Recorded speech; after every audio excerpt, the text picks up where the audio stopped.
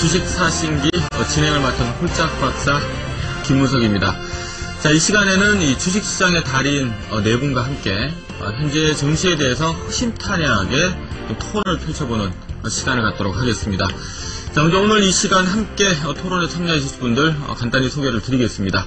JD인베스트먼트의 윤종두 대표, 손자병법 연구소의 한만식 대표, 와우넷 전문가 우보 정윤모님 함께 하시겠습니다. 반갑습니다. 예, 네, 안녕하세요. 네, 반갑습니다. 안녕하십니까. 자, 요즘 시장 분위기가 굉장히 좀 암담한 것 같습니다. 어제는 장중에 80포인트 이상 급락도 있었고요. 오늘도 시장은 좀 강한가 싶었더니만 막판에 상승폭을 다 반납을 해버렸는데, 자, 최근 이틀간 시장 좀 어찌 보셨습니까?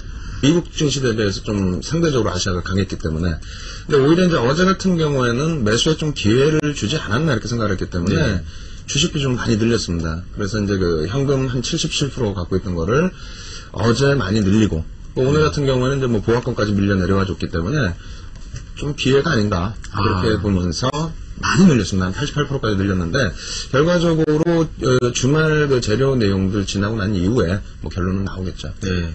지난주에는 이 엇박자가 나셨다 그래가지고, 예. 거꾸로 하셨다 그랬는데. 이제 지난주 같은 경우에 사실상 10월 말에도 엇박자가 났기 때문에, 네. 엇박자 날 때마다 이제 저희 고객분들께 말씀드리는 내용은, 제가 또 패닉에 빠지고, 또 이제 참여하신 분들도 패닉에 빠지면 안 되거든요.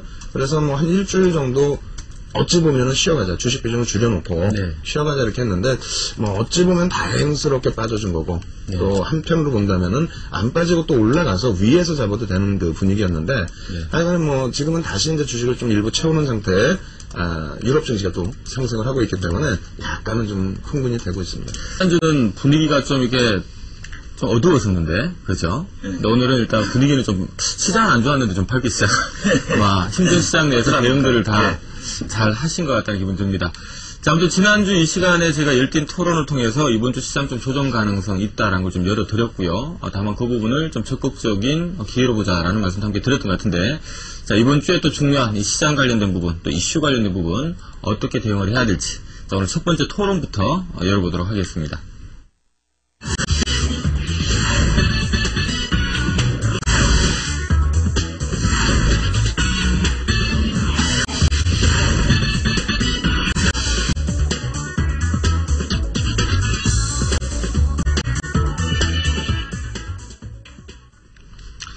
첫 번째 토론 주제는 중국 증시 최근에 상당한 강세를 보이고 있는데요. 중국 증시 부양책이 한국 증시를 이끌까라는 주제를 가지고 토론을 좀 해보도록 하겠습니다.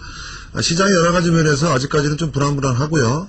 계속 좀 지켜봐야 될 그런 상황인데, 최근에 중국 증시는 여러 가지 정부의 부양책과 더불어서 어제 오늘 상당히 강한 모습으로 시장이 지금 가고 있고요. 그런 영향으로 소위 말하는 중국 관련되는 종목들, 조선기계, 철강, 운수 이런 종목들이 강세를 좀 보이고 있는데요. 이런 중국 증시 강세 영향과 또 오늘 밤 내일 벌어지고 있는 G20 정상회담 이후에 이런 영향들이 우리 증시에 어떠한 영향을 좀 미칠지 이런 부분에 대해서 토론을 같이 해보도록 하겠습니다. 먼저 우리 윤 대표님부터 말씀을 전해주시죠. 근데 저는 이제 항상 중국 증시 얘기가 나오면요, 중국에 대한 말씀 드릴 때 중국 증시의 부분과 그리고 이제 중국의 성장성 부분, 이러한 부분하고 이제 좀 나눠서 말씀을 드리고 싶습니다. 일단 중국의 성장성 부분은 굉장히 뛰어나다. 그리고 지금 일부 둔화되어 있는 면이 있지만은 증시 부양책 때문에, 그리고 또 시장 전체적인 경기 부양책 때문에 긍정적으로 놓고 부분은 있습니다만, 증시하고의 영향력 부분은 다소 좀 제한적이지 않겠느냐. 그러니까 지금 말씀드린 범위는요, 중국 증시를 놓고 보면서 우리나라를 좀 증시 연동성을 평가하는 경우가 있거든요. 그래서 그렇지는 않다라는 부분을 한번 먼저 설명드릴까 하는데요. 준비해 놓은 표가 있습니다. 이 표 먼저 놓고 보면서 말씀드리겠습니다. 일단 중국 경제 성장률 추이 놓고 보시게 되면은 올해 이제 3분기 기준에서 좀 많이 낮아지긴 했습니다만, 2000년부터 해서 이제 8%대 성장률에서부터 2003년 넘어서면서부터 이제 두 자릿수 성장률이 나왔죠. 2005년도에 이제 완벽하게 두 자릿수 성장률이 이제 굳어지는가 이렇게 생각을 했었는데, 어찌됐건 지금까지의 성장률 기준에서는 아직까지는 고성장이라고 보고 있고요. 그리고 이제 이것을 보여드린 이유는 중국 증시의 흐름입니다.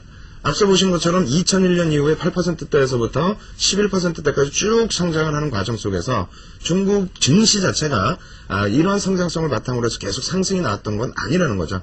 오히려 이제 그 2000포인트 위에서부터 2005년도에 1000포인트가 이탈되는 흐름까지 그 이후에 이제 그 보시면은 정책적인 기준입니다. 그래서 2005년 5월 이후에 거래세이나라든가 그리고 이제 부의 재분배 이런 부분 때문에 유동성과 함께 굉장히 탄력적인 그 상승 랠리가 나왔었고요. 그 이후에 이제 75% 하락 구간 속에서 한동안은 뭐 한국 증시하고 연동성을 같이 비교를 하셨는데 그렇지는 않다. 말 그대로 연동성이 있다면 우리나라가 75% 하락해야 되는 것이 아닌가 이렇게 말씀드리겠고요. 마지막으로 이제 그 세 번째 부분은 이번 주 내내도 마찬가지입니다. 지금 이제 표가 나오고 있는데요. 상하이 지수가 엄청난 그 대규모의 재료, 경기 부양책을 바탕으로 해서 7.27% 상승.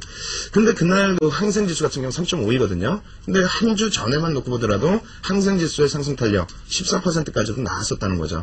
그 외에 이제 그 국내 증시라든가 또 유럽 같은 경우가 1%대 상승, 그리고 다우라든가 대만, 그리고 태국 같은 경우는 그날 하락이 나왔다는 겁니다. 그리고 목요일째 기준 보시면 굉장히 좀 재미난 사실이 있어요. 상하이 지수가 3.68% 상승할 때 항생이 5.15% 하락을 했습니다. 다시 말씀드린다면은 중국 그 경기 동향에 대해서는 좀 관심을 많이 갖더라도 중국 증시 부분은 이제는 관심권에서 좀 지우자. 항생도 영향을 안 받는 중국 증시를 우리나라 증시가 영향을 받을 가능성은 적다. 일단 증시 부분에서 이렇게 말씀을 드리겠습니다.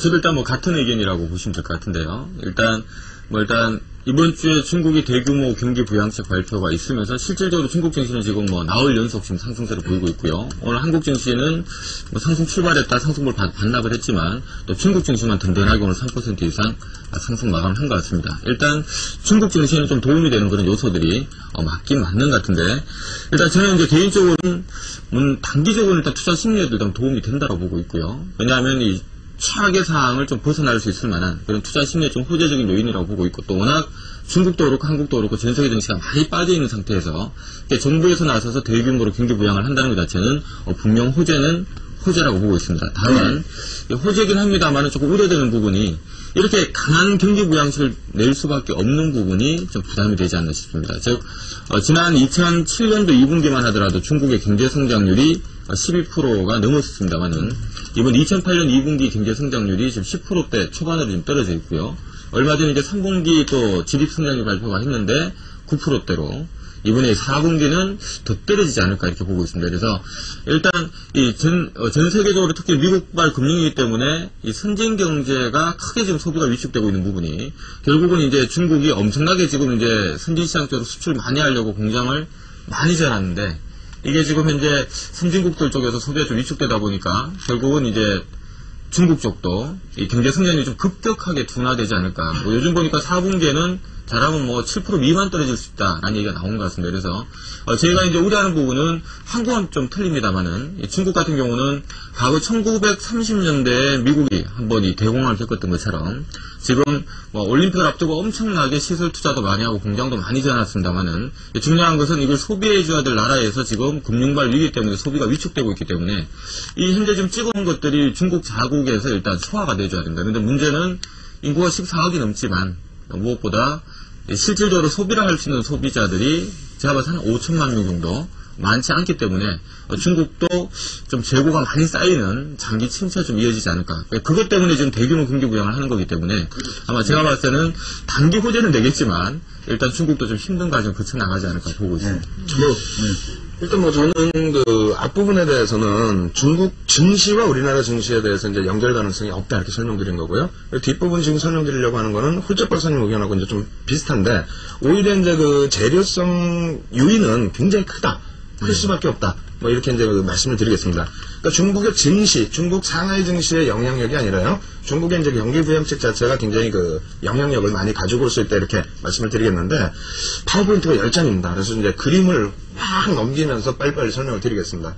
먼저 첫 번째 놓고 보시면은요, 밑에 선이 중국입니다. 위에 선이 이제 그 미국이고요. 세계 그 GDP 경제 비중에서 차지하는 비중이 중국이 미국 월등히 넘어섰어요. 17.4라고 나와 있는데 실질적으로는 지금 미국의 GDP 비중은 한 14% 정도 되는 걸로 알려져 있고요.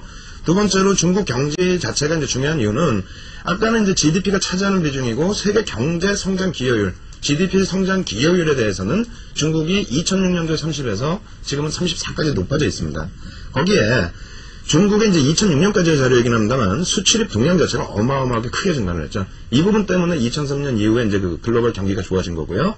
그리고 이제 우리나라 같은 경우에도 대미 수출액 대비해서 대중 수출액이 월등하게 증가를 했다라는 겁니다. 여기에 한 가지 놓고 보셔야 되는 부분이 앞서 이제 말씀해 주신 것처럼 GDP 성장률 자체가 이제 계속해서 중국도 밀려 내려가고, 그리고 2009년도 예상 전망치 자체가 지금 뭐 7.5까지 나와 있습니다만 6.5까지도 하향이 됐었죠. 근데 이번에 대규모 경기 부양책과 함께 최소 2% 정도는 올릴 수 있다. 그래서 8%대 중반 정도의 성장성은 유지해 줄 수 있다라는 게 일반적인 시각입니다. 그렇기 때문에 일단 그 경기 부양책 이러한 그 효과, 지금 화면에는 뭐 조그맣게 글씨가 보일 텐데 나중에 이거 올려드린다고 하고요. 추가적으로 나올 수 있는 그 범위의 기준이 뭐가 있느냐, 요걸 좀 놓고 보시면 될 것 같아요. PPI와 CPI 기준이 되는데 1사분기와 2사분기의 지진과 폭설의 영향으로 과도하게 올라섰었던 물가상승률, 이러한 부분이 원자재 가격의 하락 등에 힘입어서 굉장히 낮게 이제 그 밀려 내려오고 있죠. 그렇기 때문에 금리를 인하를 해주고 있고요. 이 부분은 내년에 추가적인 인하가 기대되고 있습니다. 거기에 지급준비율 역시도 인하를 해주고 있다. 이 부분은 뭐냐면 중국 자체에서의 성장률 기조가 조금만 더 방어가 된다면, 그러니까 예상치보다 쭉 내려가는 것이 아니라 말 그대로 우리가 기대하는 것처럼 8%대 성장 기준을 잡아줄 수 있다라고 한다면, 그렇다면은 글로벌 시장에 지금 신용 경색 부분이나 여러 가지 경기 성장률에 대한 우려감, 2차 대전 이후에 처음이죠. 마이너스 성장만 나올 수 있다는 부분이. 근데 이러한 부분의 해소 부분이 다소 좀 강하게 표출돼 주지 않을까, 뭐 이렇게 기대를 하고 있습니다.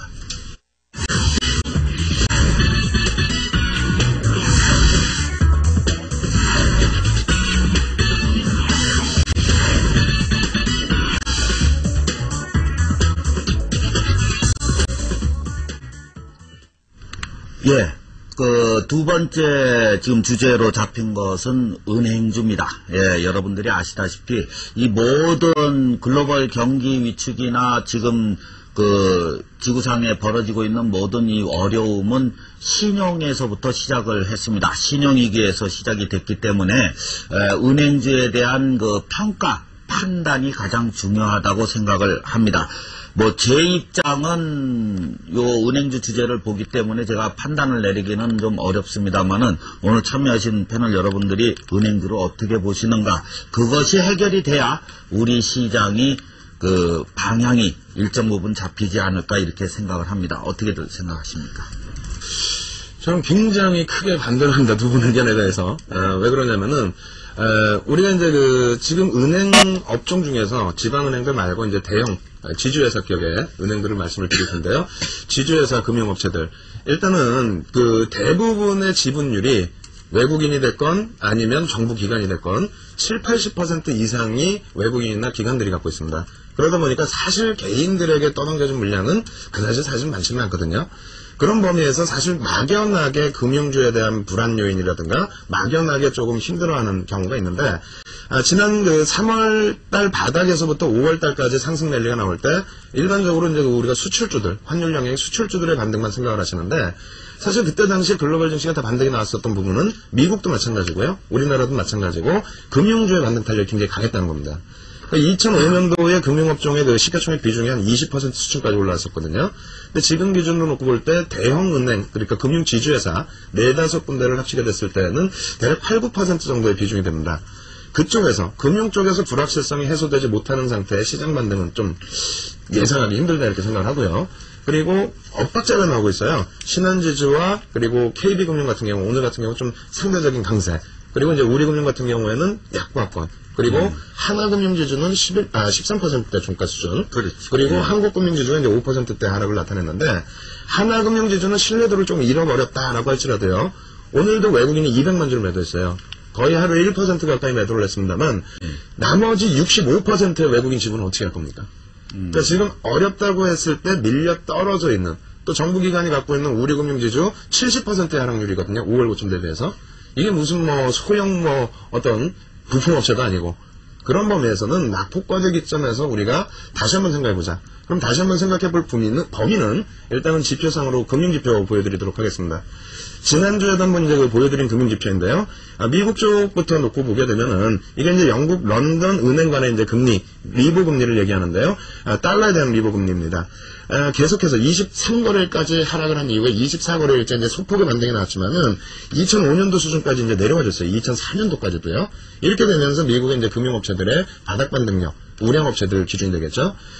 두 번째로 우리나라 이제 CD금리입니다. 우리나라 CD금리가 급작스럽게 올라간 부분, 10월부터 해서 또 특히 10월 중순 이후 6%까지 올랐던 범위는 G7 회담 때에 우리가 원했었던 통화사업을 못 꺼내왔기 때문인데, 일단 14일날 한중일 수학거래에 대한 그 논의가 돼 있죠. 그 부분에 대한 결과치. 그렇지, 20여단에 대해서 역시 공조 부분에 대한 내용이 나온다면은 이 금융 부분에 대해서 먼저 안정성이 나올 것 같다. 그리고 세 번째로 이제 하나 더 보여드릴 텐데요. CDS 프리미엄입니다. 글로벌 시장에서 지금 10월 중순 이후에 이게 이제 그 BP로 따지고 있는데 퍼센테이지로 보시면 될 것 같아요. 7%의 금리까지를 줘야만 우리나라 5년 만기 외평차가 거래가 됐습니다. 지금 포스코 같은 경우에도 마찬가지거든요. 600bp까지 올라갔다가 지금 200bp까지 떨어졌는데, 이 금융에 대한 불안 요인들을 해나가고 있는 과정, 그리고 건설 쪽에 대해서 어제 오늘 상당히 건설 쪽이 낙폭을 어제 같은 경우에는 많이 줄여놓은 상태에서 뭐 GS건설 같은 경우에 오늘 상당히 강했거든요. 그 부분은 연말까지 해결해야 될 PF 같은 경우가 이제 22조인데 어느 정도 숨통은 튀었다는 거죠. 그렇죠. 그리고 이제 은행권 같은 경우 은행채가 25조인데 그 부분을 사실상 한국은행과 그리고 국민연금 쪽에서 다 받지는 못해요. 구조 규모 정도를 얘기를 하지만, 만약에 통화스와프 자체가 이번에 조금 제대로 돼서 갖고 들어오게 된다면, 그렇게 된다라고 한다면은 일단은 은행들에 대한 CDS 프리미엄이 낮아지기 때문에 그 부분에 대해서는 오히려 제가 판단할 때는 은행주들 3월달에 반등 랠리처럼 좀 보아야 되지 않을까. 나는 그래도 삽질인데. 근데 제가 그러면 간단하게 하나씩만 여쭤보면은, 얼마 전에 그 기업은행에 대해서 정부에서 1조 원의 그 3자 배정 유증이 들어와서 그걸로 그 중소기업들을 대출해주고 키코에 대출해준다는 그런 그 얘기가 나오면서, 그게 증자가 되기 때문에 기업은행이 하한가에 그대로 내리꽂혀가지고, 지금 우리 채팅방에서도 어떤 분이 기업은행 물려있다고 그러시는 얘기가 좀 나오는데, 저도 기업은행을 좋아하다가 지금 그것 때문에 좀 고전을 하고 있거든요. 그래서 제가 지금 간단히 여쭤보면은, 은행들이 증자를 안 해야 될까요? 지금으로서는 은행들의 증자설들이 일부분 나와 있거든요. 나와 있지만은 문제는 증자가 나온다면 쥐약이잖아요. 쥐약이죠. 그런데 그걸 감수하고 지금 은행주에 대한 관심을 지금 그래도 지분이 현재로서는 있으니까? 증자 가능성 범위의 기준이 그렇게 높지 않습니다. 지금 말씀드리는 거는 지방은행이라든가 이런 범위가 아니라 뭐 금융지주회사격 이런 특히 그런 쪽으로 보고 있는데, 예를 들어서 기관과 외국인의 지분율이 월등히 7, 80% 수준을 차지하고 있기 때문에 그쪽에서도 자금 부담에 대한 범위 거의 뭐 증자하기 힘든 범위이고요. 다만 CDS 프리미엄 자체가 지금 은행 쪽에서도 상당히 낮아져 있고, CD 발행 금리를 지금 다시 낮춰서 발행을 하고 있는데 성공이 되고 있습니다. 성공이 되고 있기 때문에, 근데 이제 뭐 좀 아쉬운 거는 정부에서도 너무 많은 CD 발행이라든가 이런 부분을 이제 제한적으로 막고 있거든요. 그래서 이제 그 부분에 대한 범위, 그러니까 유상증자 쪽이 아닌 신용 쪽에 대한 그 범위에서만 프리미엄이 낮아진다면, 그렇다면은 충분히 주가에 지금 반영돼 있다 이렇게 보고 그런 부분은 저도 이해를 하는 게 뭐냐면은, 그 요번에 그 건설사 하나가 결국은 넘어갔지 않습니까? 근데 거기 주대출은행이 별로 타격을 안 받더라고요. 그런 거 보면 좀 살아날 것 같은데, 그 어떻게, 증자는 어떻게 보세요? 근데 일단 뭐 앞서 말씀드렸던 것처럼 제가 우려하는 부분은 바로 이제 그러한 부분입니다. 일단 내년 봄 될 때까지 증자 관련된 얘기도 많이 나올 것 같고요. 일단 주식시장에 이거는 분명히 악재이기 때문에 일단 뭐 나중에 좋아질 수는 있겠지만, 이미 지금 저평가 논란 자체는 은행주는 별로 의미가 없는 것 같고요. 지금 대부분의 상장 그 은행주들이 지금 자기 자산 대비 주가가 이미 싼 가격까지 다 떨어져 있고, PBR 뭐 1배 다 미만으로 좀 떨어져 있는 상황이지만, 우리가 일단 주목해야 될 부분은 과거 IMF 외환위기 때도 거의 PBR 0.5배 정도 수준에서 거의 1년을 헤매고 있었기 때문에 제가 봤을 때는 아직까지도 은행주에 대해서는 이제 본격적으로 나올 만한 어떤 악재들이 남아있고, 또 앞서 말씀하셨던 정자 관련 부분도 앞으로도 언제든지 또 추가적으로 다른 은행이 이제 타겟이 돼서 나올 수도 있는 상황이기 때문에 드문드문 악재 나올 게 많고요. 악재 나올 게 많다는 얘기는 지금 현재 뭐 주가가 싸긴 싸지만 계속적으로 싼 영역에서 좀 있어야 되지 않겠는가. 한 대표님.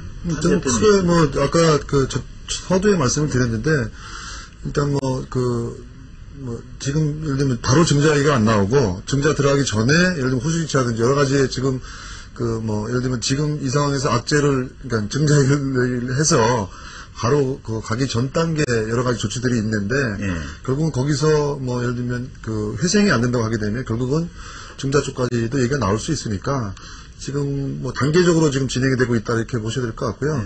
그런 거와 관련돼서 결국은 그런 재료들이 수급 쪽으로 반영될 거니까 수급에서 확인을 하고 추세가 돌아가고 저점에서 돌아설 때까지는 계속 좀 지켜보자라는 그런 입장. 그럼 민 대표님이 한번 싹 한번 밀어보시죠. 반대가 있습니다. 첫 번째로는 증자 부분도 조금 전에 말씀드렸다시피 사실 이건 조금 벗어난 얘기지만은 하이닉스도 증자 얘기가 잠깐 나왔었어요. 근데 하이닉스 채권단 지분 만만치 않죠. 거기에 이제 얼라이언스 번스타인이 가지고 있는 지분율 9% 넘기 때문에 1대 주주예요. 그 상황에서 과연 그 대주주들이 증자를 할 수 있겠느냐. 금융은 조금 전에 말씀드린 것처럼 대형 금융업체들, 금융 지주회사들 격에 있어서는요, 7, 80%가 다 지금 대주주 지분이기 때문에 그쪽에서 실질적인 증자가 돼버리는 거거든요. 그거는 거의 불가능한 쪽으로 저는 판단을 하고 있고요.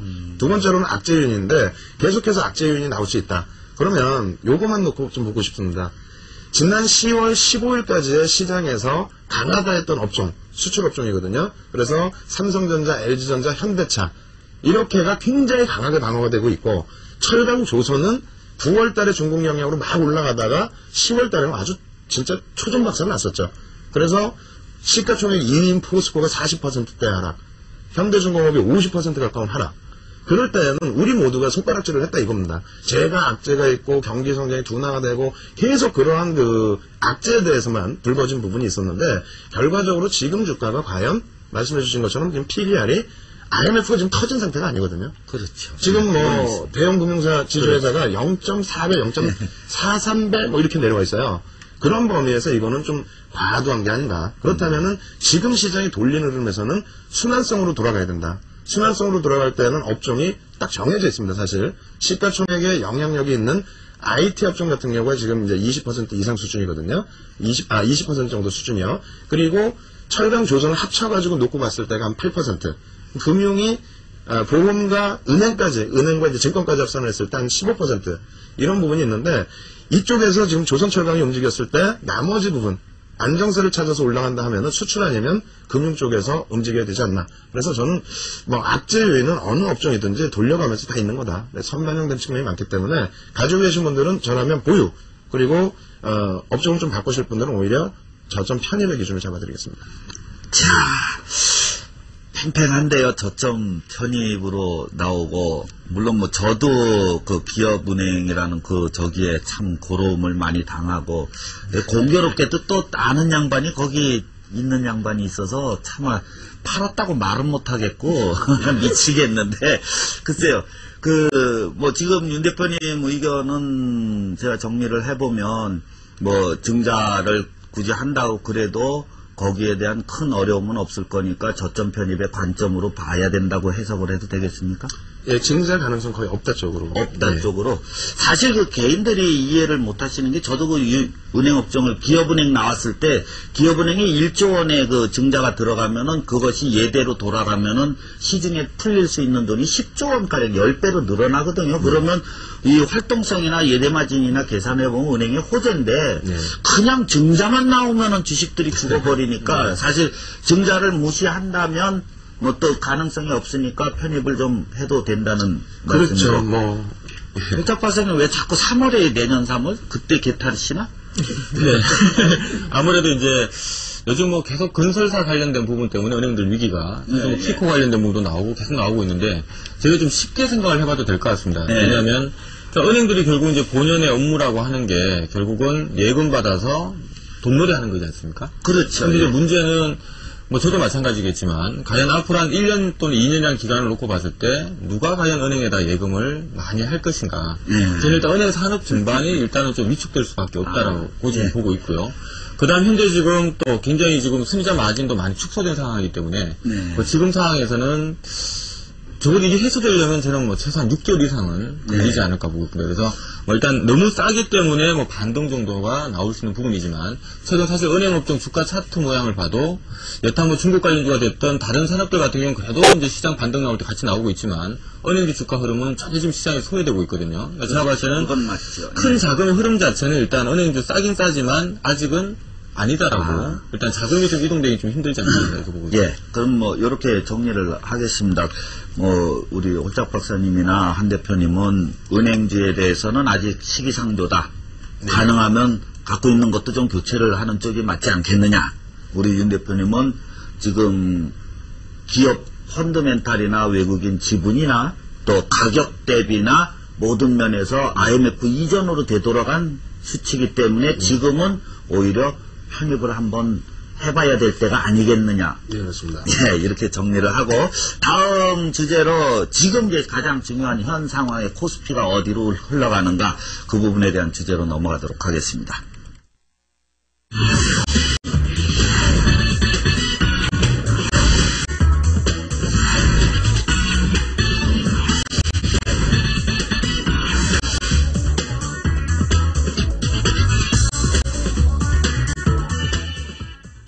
네, 일단 세 번째 토론 주제가 이 코스피 지수는 피곤한가 이름을 우리 정 PD께서 아주 재밌게 이르는 것 같습니다. 자, 일단 지난주에 저희가 이 지수 관련해서 토론할 때는 1000포인트 다시 붕괴되나 라는 부분으로 진행을 했는데 오늘은 코스피 지수 피곤한가 또 뭐 내용이 좀 주제가 좀 그러네요. 자, 우리 윤 대표님은 과연 이 또 혼나실 수 있는 부분을 피해 나갈 수 있을지 이거 뭐 뭐든지 또다시 위험할 수 있다는 얘기하면 이제 혼난다 생각하셔야죠. 아니요, 저는 뭐 지난주에도 분명히 말씀드렸지만은 천 안 깬다는 말씀을 분명히 드렸어요. 네. 천 안 깨고 만약에 다음 주에 만약에 천을 깬다, 그럼 저는 천 깨는 순간부터 해서는 말 그대로 700포인트까지 열어놓을 겁니다. 지금으로서는 예. 천을 깬다면 천을 깨는 이유가 있겠죠. 깨는 이유가 그럼 지금 뭐 1080인가요 오늘? 뭐 그 정도 기준에서 깨고 내려간다면 깨는 이유가 있을 겁니다. G20에 대해서 우리는 가장 중요한 게 또 아시아 쪽에서 G7 이외의 13국가가 가장 지금 목을 놓고 있는 부분은 야 우리도 같이 지급 보증해줘서 통화수합해줘서 우리의 프리미엄 좀 낮춰줘라. 우리 돈이 안 돈다는 얘기예요. 네. 근데 그게 안 돼서 천이 깨진다? 저는 뭐 직전 저점 의미 없다고 봅니다. 그리고 미국 쪽 같은 경우에도 10월 10일 저점 라인 중요하게 지금 형성이 안 돼 있거든요. 같이 깨진다면 미국 쪽의 저점 라인이 없어지는 거예요. 그렇게 됐을 때는 오히려 열어놓는데 지금 기준은 저도 아까 말씀드린 것처럼 88% 비중이에요. 그걸 어제 오늘 낮췄단 말입니다. 70% 이상의 현금에서. 네. 그러면은 저도 목을 놔야 되는 부분이 천은 안 내려간다. 그리고 제발 월요일부터 해서 재료를 받아줘야 된다. 근데 미국과 유럽과 우리나라는 좀 다르게 보고 있습니다. 네. 어떻게 다르게 보냐면요. 미국과 유럽 같은 경우는 G7에서 일단은 방어가 된 부분이에요. 그러니까 미국 금리가 23일씩 빠져준 거고요. 어찌됐건 일정 부분에 반등이 나온 거고요. 근데 이제 아시아 쪽 같은 경우, 물론 이제 일본 같은 경우는 좀 별개겠습니다만, 아시아가 유독 이번에 G7 회담 이후에 급락을 했었죠.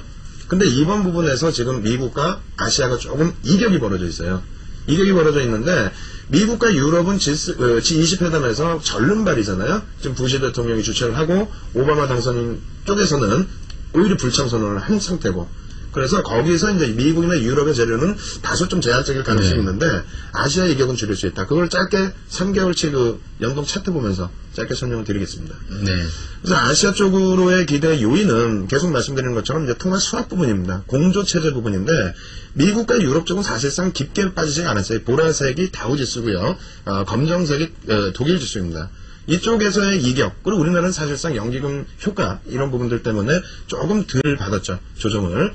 그리고 나서 이제 그 홍콩과 또 일본, 그리고 뭐 싱가포르라든가 전부 마찬가지로 아시아가 더 많이 내려간 범위가 있는데 일단은 이 범위에서 G20 회담에 긍정적인 요인이 나오면 이 이격 줄이가 충분히 반등장에서 연출될 수 있다. 그러니까 미국이 빠지는데 우리는 덜 빠지겠다, 아시아가 덜 빠지겠다가 아니라 미국이 1% 움직이면은 아시아는 2% 이상 이런 식으로. 그리고 또 한 가지 마지막 우리나라 요인은 오늘 저녁이죠. 오늘 저녁부터 해서 한중일 우리가 솔직히 목매는 거 아닙니까? 우리나라가 반등 나와줄 수 있었던 게 뭐예요? 금리 인하 효과 없었죠. 그 다음에 바로 한미 통화 수합 300억 불입니다. 그게 중국과 일본하고의 그 연동성 부분에서 오늘 저녁이면 어느 정도 또 윤곽이 잡혀서 와요. 요것만 통과돼서 와도 우리나라 뭐 금융업체들 뿐만 아니라 시장의 건설업체들 이런 쪽에서의 안정세는 월등히 뛰어날 수 있다. 이렇게 말씀드리겠습니다.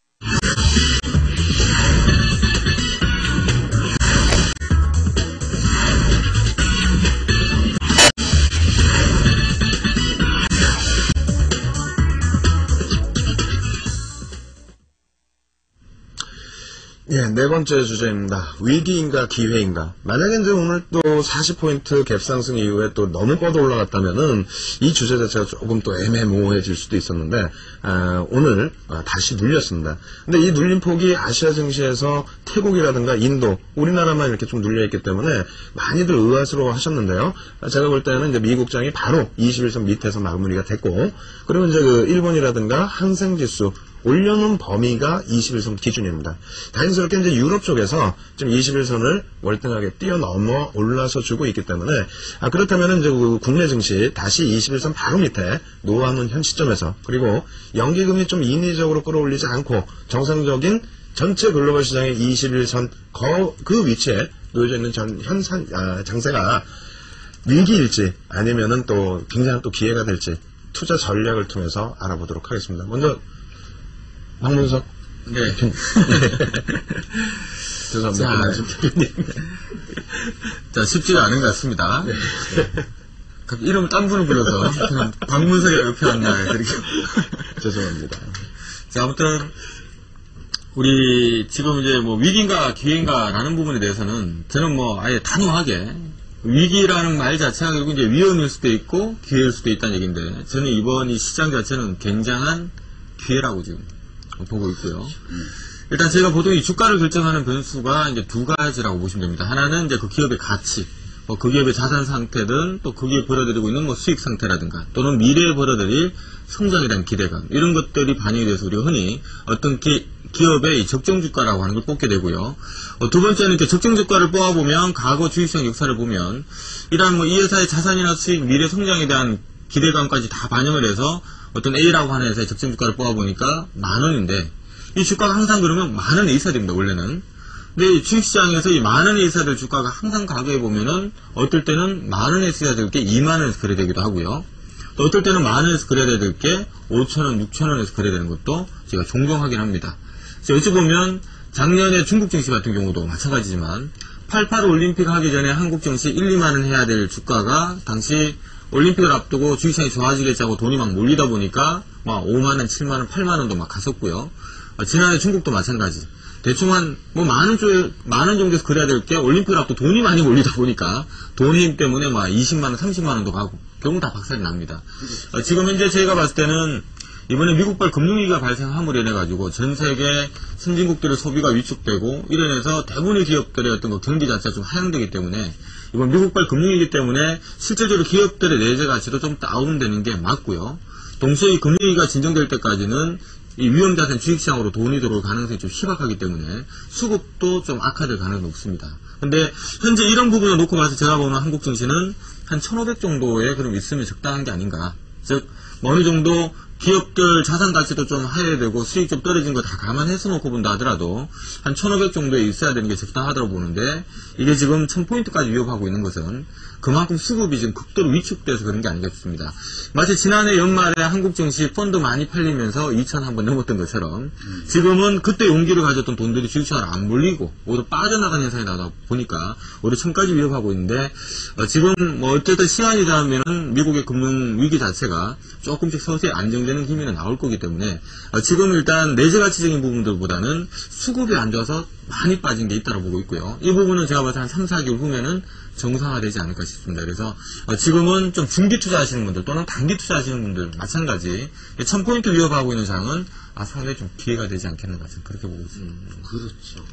뭐 저 역시도 동감입니다. 제가 시장을 보는 눈을 한마디로 그 단어 표현을 하자면, 제가 그 지난달까지만 해도 이제 1,000을 깨고 떨어지는 그런 어려움 속에서 우리에게 그 미래는 없다.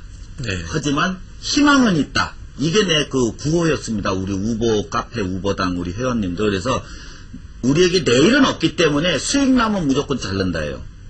그런데 희망은 있다. 그래서 조금 물려있는 건 반등까지 들고 가자. 이것이 지난달까지 그 대응이었다면, 지금 우리 대응은 우리에게 내일도 있고 희망도 있다거든요. 네. 그러니까 시장에 싸구려가 널렸습니다. 지금 싼 게 너무 많아서 제가 1,000을 깨는 날, 지난달 26일인가요? 1,000 깨는 날 저 분당에서 강의를 했는데, 그때 그 진주 진짜 주식 하는 진주를 9종목을 들고 가서 그 공개방에서 한번 이렇게 공개 설명해서 낸 적이 있는데 그 종목들은 진짜 아까워요. 진주. 남한테 얘기해주기도 싫고 나 혼자만 다 사고 싶은 그것들은 지금 다 차트들이 다 살아있습니다.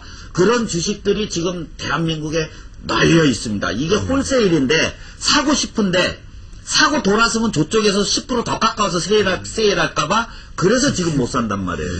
지금 상황은 딱 그래요. 그래서 저는 어떤 마인드를 갖냐면 지금 이 자리는 기회가 맞습니다. 여기서 그래서 내일도 있고 희망도 있기 때문에 여기서는 여러분들이 조금 더 과감한 결단력으로 단지 종목 선택은 저처럼 삽질을 하시던 또 은행주를 하시던 아니면 또 뭐 제약주 바이오 좋잖아요. 제약주 중에서도 진짜 좋은 놈 많습니다. 그래서 그런 거를 자기가 믿음을 갖고 이쯤 해서는 배팅을 시작할 때는 됐다고 저는 판단을 합니다. 기회입니다.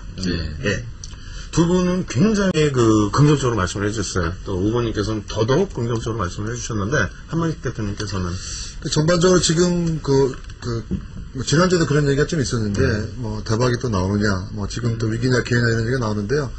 길게 봤을 때 장기적인 관점이나 이런 거 봤을 때는 당연히 기회라고 보시는 게 맞는 거죠. 맞는 거고 문제는 이제 우리 시청자들이나 또 당장 우리 개인 투자자들이 좀 급하시고 또 하루하루에 이런 그 시세에 움직이다 보니까 인내하지 못하고 이런 것 때문에 나오는 문제라고 보는데요. 전체적으로 본다고 하게 되면 기회라고 보시는 건 맞는 거고요.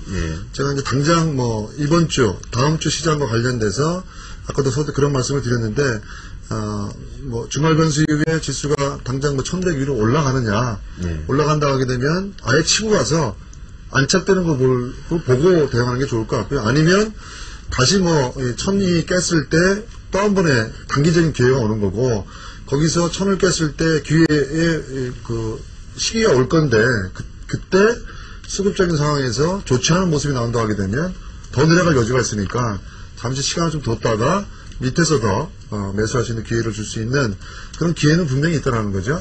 그래서 일단 다음 주 초가 상당히 중요할 것 같고요. 다음 주 초 이후에 위로 올라갈 여지 또 밑으로 내려갈 여지 다 열어두시고 다만 1000조에 대한 가능성 부정적일 경우에 반드시 열어둘 필요가 있는 거고요.